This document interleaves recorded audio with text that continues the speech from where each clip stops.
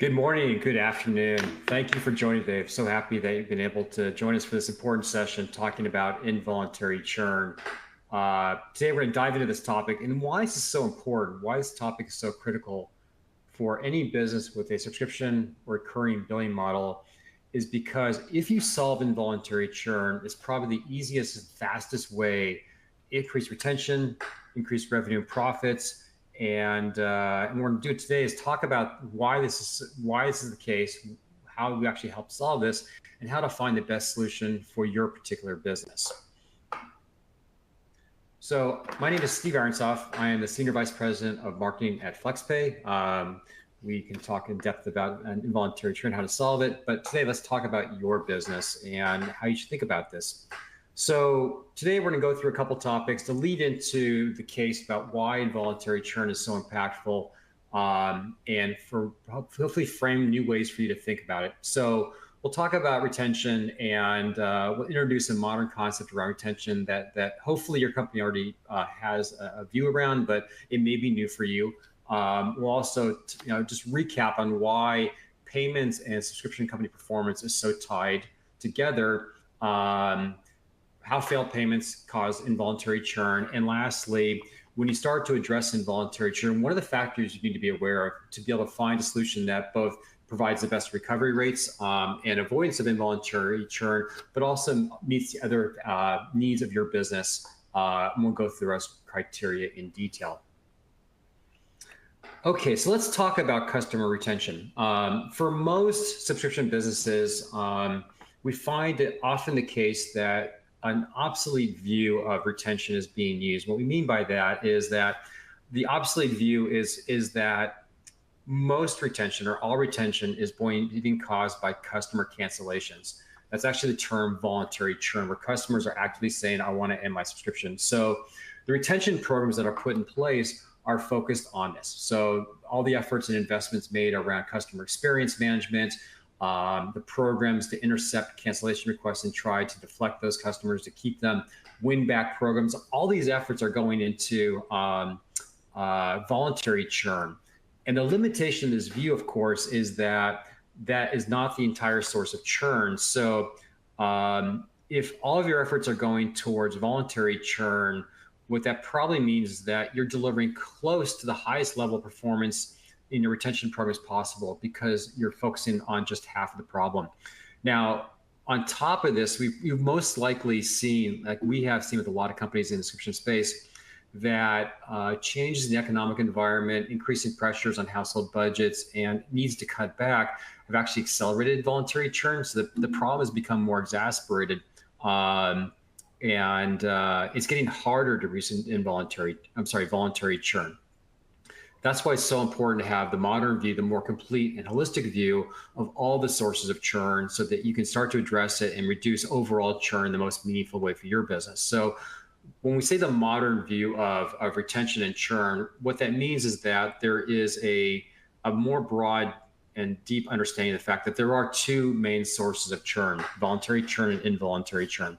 Involuntary churn, of course, are very different sources, and voluntary churn, while it's caused by customer cancellations, involuntary churn is, as the definition says, is churn that's caused by factors outside of the customer wanting to end. So the primary cause are payment failures or problems with customers billing, completing successfully and being authorized on the monthly or annual cycles. So the reason that I really like to use the phrase involuntary churn is a more meaningful way than even talking about failed payments as a definition is because it forces the understanding that this is tied to churn. And payments are often viewed as a transactional process. And when there's a failed payment, it's often viewed as a transactional problem, which means that typically the parts of the organization in companies that look to solve it are operations and finance and IT. The folks that own traditional or voluntary churn programs tend to have a more nuanced view of churn. They look at it as a need to avoid the churn events. But the way that success is measured is often not just retention, but also the lifetime value of customers. And they tend to look at these larger metrics versus just simple recovery rates when there's a churn event or possibility of churn. So one of our recommendations, we'll get this a little bit when we talk about organizational point of view, is that when organizations start to take this modern view, one of the outcomes, thank you, Alex, my voice is breaking up. I'll try to get closer to the mic. Hopefully you can hear me. We recommend that the teams responsible for traditional churn management or retention programs in CX and the retention organization partner with the operations teams in finance and if there's a payments team and IT, because you can combine those perspectives and typically get better results as the result of this collaboration.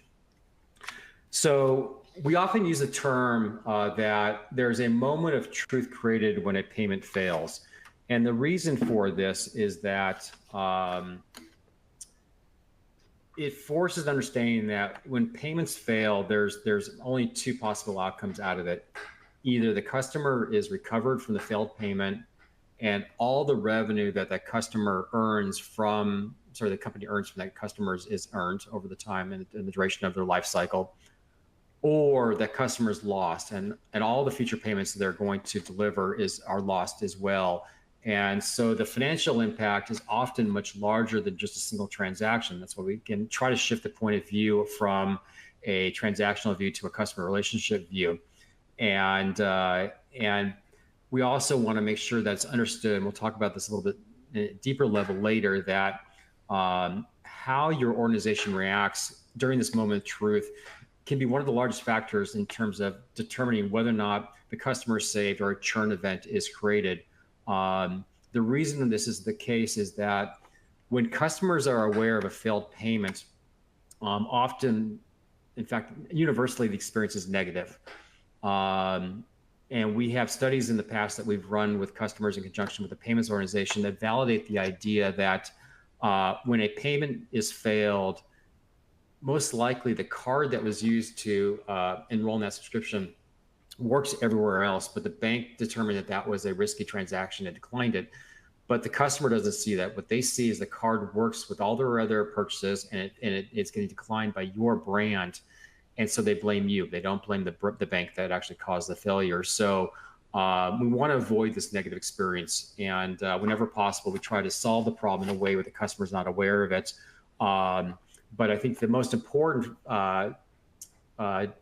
example or data point I want you to understand from this slide is that the stakes in a failed payment are much higher than typically looks on the surface, because there's disparity in revenue. Either the entire lifetime value is recovered and earned by the customer, or it's lost. So the impact of a failed payment is quite substantial. So what can you do about it? How can you start to look at your organization and really start to take a more strategic approach to payments, understanding that payments really are the revenue source, the lifeblood of subscription companies. So the reason that we want to talk about the organization again is the idea that we want to create more connections between the teams that are responsible for retention, who have a perspective that's a little bit broader, who understand the relationship between retention and revenue and profitability, and the teams responsible for the payment operations. And so what they're able to do is bring in this perspective, bring in the perspective of what we can do to make sure we're maintaining customer satisfaction throughout the entire journey of the experience. And then lastly, apply the right metrics to understand how are we performing during the process. So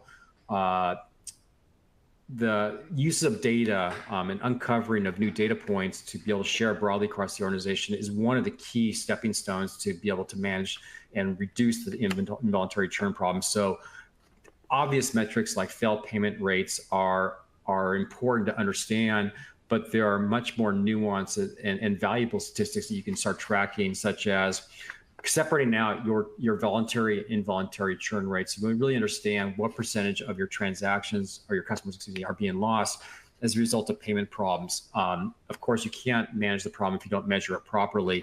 FlexPay's analysis of our customer data shows that it's very common that the total churn that's caused by involuntary churn or failed payments can be as high as 40 or 50% of all churn. And often that's not getting understood by companies, and so they're not applying the right solutions to it. So the data and the metrics and the tracking are incredibly important to help go down this path of solving it. In the same way, we also recommend that once customers are put through save processes and failed payment recovery, that you track the lifetime value and retention of those customers after they're recovered, because what that allows you to do is start to uncover and measure the total value of recovered customers. And often when you look at a lifespan of a customer being 4, 5, 6, 10 billing cycles after recovery, it really starts to put the true measurement and value of a recovered customer, the value of avoiding involuntary churn, and the value of being able to understand the economic contributions of reducing involuntary churn, of course, puts the right efforts behind it and the right investment trying to reduce those negative outcomes. So again, metrics are important. So let's go into involuntary churn. I think, again, the comment I want to make, and one of the most important takeaways that you can get from this session, is that is stop assuming that voluntary churn programs will solve all of your churn. They just won't. So separate your language, start looking, creating your reports. All of your programs should be put into 2 buckets: voluntary and involuntary churn. And really, you're not going to be able to get the best results from these programs until you start treating them separately as distinct problems with distinct causes, and having unique solutions that are optimized for each type of churn to be able to manage the problem. And of course, the reporting and tracking systems are incredibly vital to be able to really understand the efforts and the initiatives and the performance you're getting out of them. It's so important to be able to track these, because you cannot fix the problem if it's not measured or tracked properly. One of the other points I really want to make is that when we talk about involuntary churn, the same principle that there's no single cause of voluntary churn, right? People cancel subscriptions for a variety of reasons. There are similarities with involuntary churn. Payments decline for a large number of reasons as well. And so as you get more sophisticated around involuntary churn, knowing your patterns of why payments are being declined becomes incredibly important, because it allows you to start applying different techniques and programs, which we'll describe in just a minute, against the different types of failed payments. Some failed payments will require customer interaction, and knowing when to use the right techniques will both help you manage recovery rates, but also optimize retention of those customers following the payments experience. So let's talk about this for a little bit more. The different types of failed payments do require different solutions to solve. We always recommend that, based on the failed payment type, if their ability exists to be able to work directly with the payment system and find a way to resubmit that payment and to get the approval on it subsequently, is always going to be the optimal outcome. And the reason for that should be clear. If we can resolve the failed payment without the customer ever becoming aware of it, if it can be resolved transparently to the customer's visibility, there's never the opportunity for them to question their subscription. There's never the opportunity for them to have a bad experience. And so the customer's life cycle will continue as it naturally will. But there are certainly, of course, some cases where the failed payment is due to a card problem that's significant enough that the customer has to be involved in solving the problem. So the perspective that has to be applied when this occurs is to take the same concepts and strategies that you apply for your CX programs and use that to optimize the payments experience. So engaging with your customers in a very positive way is vital. There are practices that we see, and even some of our customers have started with these approaches, where they often will route transactions for failed payments to their customer service team, and the customer service team will be used to reach out to the customers. And I think the point of view that we often hear is that the idea that our customer service team knows our customers best, so of course they're best equipped to be able to work with them to solve the problem. The challenge with that is that often the way that the interaction occurs, the experience for the end customer, is that at best, there's an educational approach where the customer service team will reach out and inform the customer that the payment failed and they have to resolve it, which is nice, but it's only one way to get a customer to react. Often customers react to very different types of approaches and themes, and so by limiting the outreach with one theme, often you underutilize the potential of recovery and customer involvement in solving the problem. But we've seen other companies take a perspective that a failed payment is almost a collections event. In fact, there's terms that are used like dunning and salvage. And we really encourage the not to take this path, because when you think about a failed payment event, which is not the customer's fault, it's the result of the payment system making an error on the approval, the customer's card is still valid. They're not a credit risk. And if you take a dunning approach, essentially you're saying to your customers, it's your fault that the payment failed and you have to resolve it, which is an accusatory tone. It's not positive. And the easiest path for the customer to take is simply to ignore the outreach and to choose not to solve the problem, which means, of course, that when that happens, you lose the customer. In fact, our data from our research shows that oftentimes when the customer becomes aware of the failed payment, about 25% of the time, in fact, it's a fairly significant percentage, instead of choosing to solve the problem and work with the brand, what they will do is end the subscription and take their business somewhere else. It doesn't mean that they don't want the product, access to the product or service and the value they were getting, but they will go to a competitor and start working with them instead because it's easier.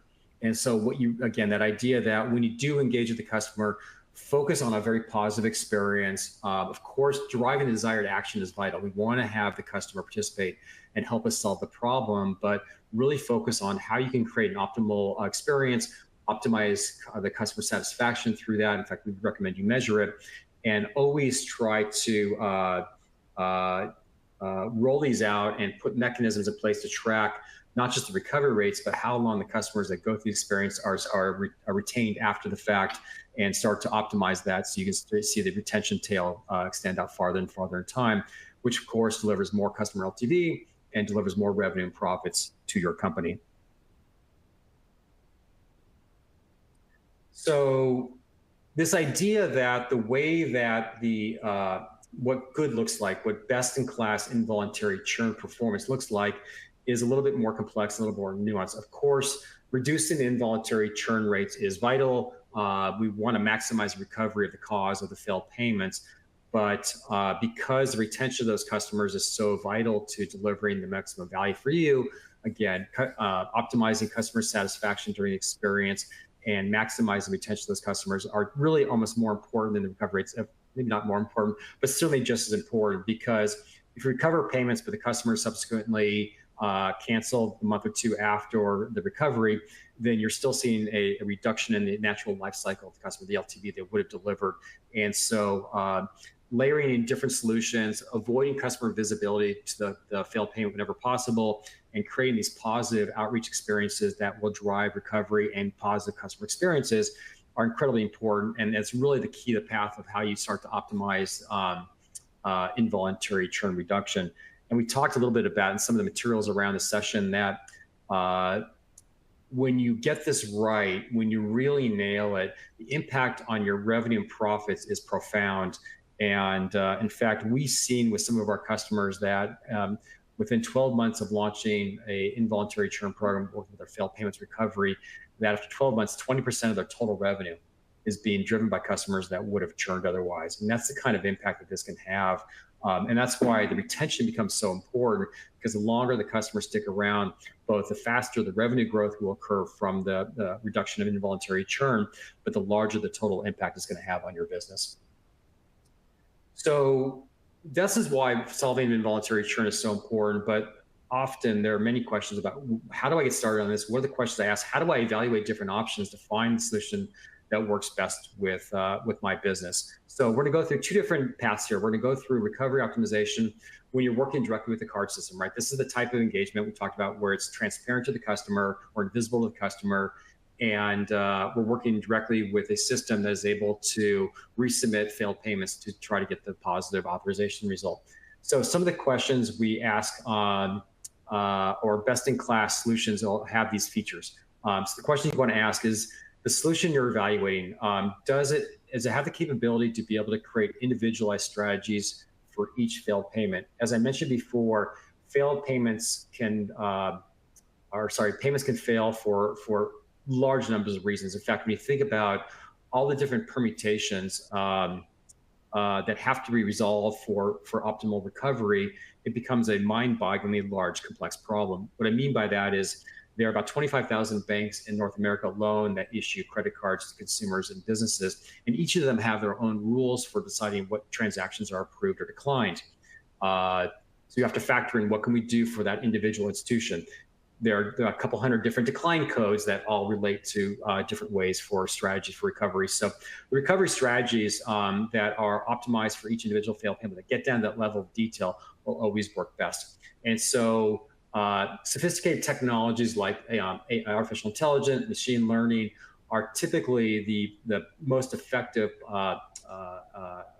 technology to apply to be able to get these kinds of outcomes, get the best in class outcomes. So you want to make sure that you're taking advantage of these capabilities. But of course, AI is, I'm sure you know, often applied to almost everything now. We see AI being used in coffee makers. So you want to understand, is the AI solution that's being promoted actually built in a way that will deliver very top performance? So good questions to ask when you're evaluating AI solutions. And some of the data scientists talk about, for example, the way that you get the best in class, most effective AI is using very, very, very large data sets. So questions you can ask are, did the training sample for the AI that's being used contain access to really billions of credit card transactions to have a large enough data set to build high performance algorithms? Did the training sample include very specific information that can help them deliver better recovery rates? Like, does it include the bank ID? Does it include the decline codes? Because those need to be used to create that level of individual recovery strategies. Another factor that data scientists talk about when they evaluate best-in-class AI solutions is what industry expertise, what knowledge about the problem was being applied to help build out the algorithms. And so you want to probe what industry expertise the organization have to be able to build and design the AI and the machine learning models. And then lastly, and this one often is a nice way to assess the maturity of solutions. You'll see companies and programs out there say, we have AI that can be used to solve failed payments, but because there are so many different types of decline codes and different reasons that failed payments occur, you want to make sure that multiple models are being used concurrently and are optimized for different types of decline reasons, and that will give you top performance results. So another factor is that the model should be continually upgraded, right? We want to see that as the models are being given access to more transactions and they're evolving and improving, and that the solution they're using is able to deliver regular ongoing recovery improvement gains. And then lastly, if your business is working internationally, if you're working with different currencies, you need to make sure that, of course, multiple currencies are supported, multiple time zones are supported. That's particularly important when you're driving outreach to customers to make sure that you're interacting with them in the time zones that are most convenient for them. Let's shift gears now and talk about the questions you want to ask and what the recovery optimization looks like when you're engaging with customers, right? When you have a decline code that requires the customer to be involved. Most importantly, because we're now interacting with the customer, we have the opportunity to create a negative brand experience. We want to make sure that the recovery solution is optimized for recovery of the customer, but just as importantly, the experience has been designed during that experience with the customer is optimized for customer satisfaction, and the retention rates are also being optimized and measured. You want to make sure that there are multiple engagement channels that are supported, and that when customers are being engaged, regardless of which channel you're using, that there are different techniques and themes that are being used to find a way to connect with each individual consumer, because people do react in different ways to different types of languages. And lastly, because there's so many regulations, privacy and other factors now, whether in US, Canada, the European Union, that all privacy and compliance regulations are supported for CAN-SPAM, GDPR, make sure that the contact purposes that your customers have expressed are being honored as well, and those are being applied so that they're not getting, not creating other problems through the outreach programs. So those are probably the largest factors, but we wanted to give you access to a solution that you can use yourself. So in the resource library on the desktop, there is a PDF form you can download. We definitely suggest you do this. Um, it's a tool that you can use, and it lists a series of questions, the ones we just went over, and quite a few other questions as well. And the nice thing about this tool is that you can actually, it's interactive. You can download it and put in the 3 columns, 3 different solutions. We often find that this is a great tool for companies that have started their journey on solving involuntary churn by building their own solution, whether it's a rules-based retry solution or whether you're using customer service for customer outreach when failed payments occur. And you can then compare what you're doing internally to other external specialized solutions. The other nice capability about this tool is you'll see that each row has a question mark on it next to the question. If you hover over that, when you open that doc up in Adobe Acrobat, you'll see that there's context provided for why that question is important to answer. So it can give you the reference points about not only why the question should be asked, but why the answer matters and how you evaluate it and compare the different solutions against each other. So it's a very useful tool. And again, definitely want to make sure that you download it on the resource library. Okay, so I'm going to summarize now for the end of this, what we've gone through. I cannot emphasize how important it is for your own financial health, for your revenue and your profitability, that you start to track and measure and deploy solutions separately for voluntary and involuntary churn. That's really the only ways that start to really get meaningful results in reducing your churn rates and increasing retention rates. Often, and we've actually have other data we can talk about this. If you're interested, reach out to the chat, and I can follow up with more content for you. But improving retention is going to be the largest driver you have on your financial health. The key drivers of revenue and profitability have a leveraged impact by increasing retention. It seems obvious that in subscription businesses that increasing retention is going to drive financial performance, but there's often a lot of nuances there, and we can help you start to unpack the financial ways to track the financial impact if it's not clear to your business. Secondly, not all involuntary churn solutions are equal. There are large differences in how they work, their capabilities, the scope of the problems they can solve, and absolutely the results they can deliver. So evaluating solutions and really asking the right questions and finding the best fit for your business is crucial. And then lastly, I think this might be the most vital takeaway for you to have, is that when you think about involuntary churn, because of the importance of retention on subscription business health, never be satisfied. Never think that good enough is enough. This is particularly true for companies that are using home-built solutions. I can almost guarantee that specialized third-party solutions, and it's really the best in class in that category, will deliver better results. And so don't be satisfied with results that look good. Always question whether or not you can get better performance, because the impact that reducing involuntary churn will have on your revenue and profitability. It's incredibly vital for you to be able to help create more leverage in your profit growth and your free cash flow, which allows you to invest and grow the business and do all the things that you want to do as a business. So that brings me to the end of today's conversation. I've got one question in the box. I definitely encourage you, if you have any questions, please feel free to use the Q&A. A question from Paul, and Paul asks, can you give me an example of the financial performance that can be unlocked as a result of solving or helping improve involuntary churn? Yeah, thanks, Paul. I think the best case I have is that we see that the impact on revenue is profound, and the reason this occurs is that when we recover customers, because they continue to bill month after month, you start to see an acceleration of revenue growth. So it's a cumulative growth rate when you reduce involuntary churn. So we recover a group of customers in month 1, and then month 2, we recover more, but that group in the first month continues to bill, and they start to stack up. You see this acceleration until the natural life cycle of retention ends. So again, the number we have in our analysis shows that after 12 months, about 20% of ongoing revenue is being delivered to customers that would exist otherwise.